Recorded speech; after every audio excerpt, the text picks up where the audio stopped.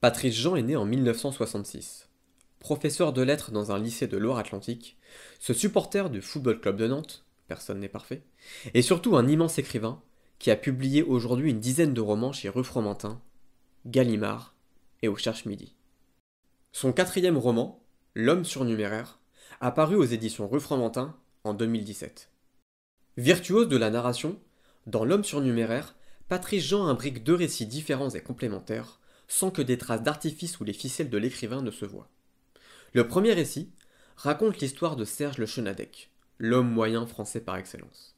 45 ans, directeur d'une agence immobilière en Île-de-France, que sa femme rejette et que ses enfants moquent. Son seul rôle au sein de la famille est celui de porte-monnaie. Il rapporte de l'argent, mais c'est insuffisant. Pas assez jeune, pas assez cultivé, pas assez ambitieux, pas assez de gauche, trop simple. Bref, un ringard. Limite de droite. Quel beauf.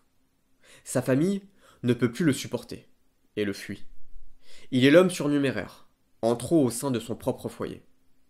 Sa femme, socialement engagée, se lance dans les grandes causes à la mode. Féminisme, antiracisme, anticapitalisme.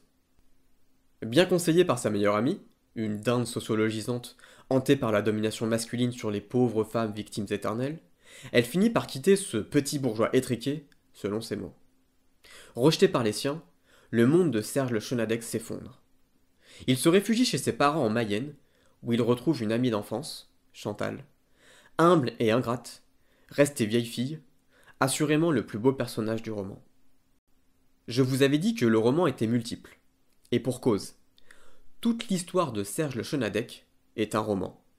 Un roman dans le roman, s'entend, car L'homme surnuméraire est un livre lu par Clément. Clément est un passionné de littérature. Chômeur et lettré désabusé, il vit au crochet de sa copine Lise, une jeune prof de lettres, qui lui reproche son inactivité. Il accepte à contre-cœur un poste que lui propose une maison d'édition qui vient de lancer une nouvelle collection. Intitulée Littérature humaniste, elle se propose de faciliter l'accès à la littérature de ceux qui en sont éloignés. On voit vite venir l'entourloupe. Il s'agit de rééditer les grands textes en les expurgeant, c'est-à-dire rendre les classiques conformes aux normes morales d'aujourd'hui. Le travail de Clément consistera à résumer les passages manquants qui auront été caviardés. Le succès de cette collection entraîne bientôt la création de nouvelles collections de romans expurgés. Belles lettres égalitaires ou encore La romance sans racisme. À tel point que lire un roman non épuré de ses passages problématiques deviendra vite suspect. Aujourd'hui, les sensitivity readers et trigger warning pullulent.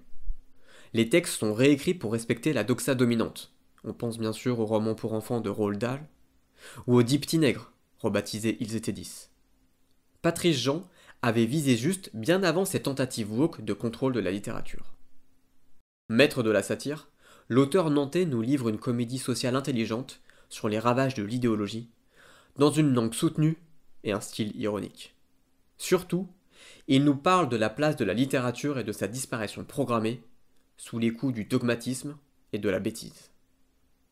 Patrice Jean plaide pour une littérature dégagée de l'emprise des militants qui veulent la limiter, des universitaires qui prétendent la baliser, et de tous ceux qui souhaitent en faire un instrument au service de leur idéologie multiculturelle.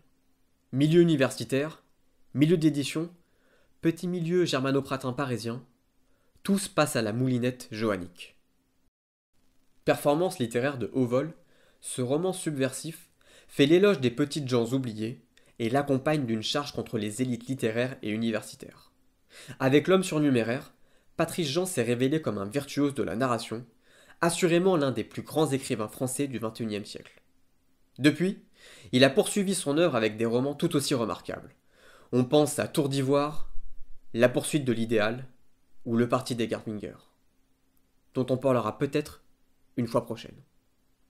Chers auditeurs, si ce n'est pas déjà fait, ruez-vous sur L'homme surnuméraire, qui est également disponible en poche. Patrice Jean vous persuadera que la littérature est le meilleur instrument pour voir et dire notre époque. Et pour tous ceux qui peinent à trouver des livres à lire, qui cherchent désespérément des maisons d'édition et des auteurs courageux, je rappelle que dans chaque numéro de la revue Éléments, nous présentons plusieurs romans et auteurs contemporains. Vous ne pourrez plus dire que la littérature est morte.